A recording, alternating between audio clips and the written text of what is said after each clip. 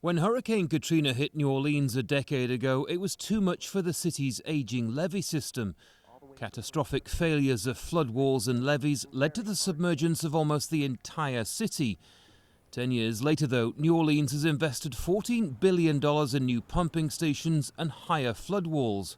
The system is supposed to offer 100 years of protection, and it's a project many are proud of. What's been done here, it affords us a greater protection than we've ever had before.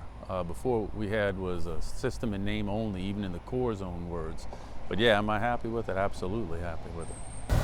But outside the relative safety of the high-tech levee system in New Orleans, it's a different story. Fred Everhart grew up in the wetlands of Louisiana's fertile coast and says it's a unique landscape that's changing fast. That little point right there was a ditch you couldn't fit this boat in. All that was land.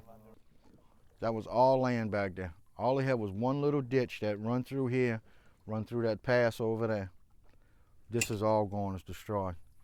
Land loss is a critical issue in Louisiana. The state is home to almost half the nation's wetlands. Erosion is being blamed on oil exploration, storms and bad management, but it could have more deadly consequences. Billions of dollars are already being spent here on coastal restoration projects, but they can barely keep up with the pace of land loss.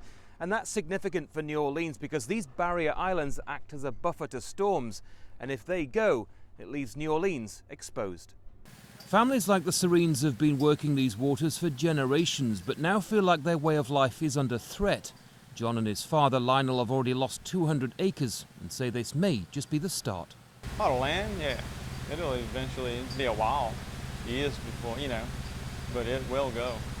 There's nothing to stop it. New Orleans now has a state-of-the-art levee system that should prevent Katrina-type flooding in the future. But what's happening beyond these walls could be the biggest threat in years to come. Andy Gallagher, Al Jazeera, New Orleans, Louisiana.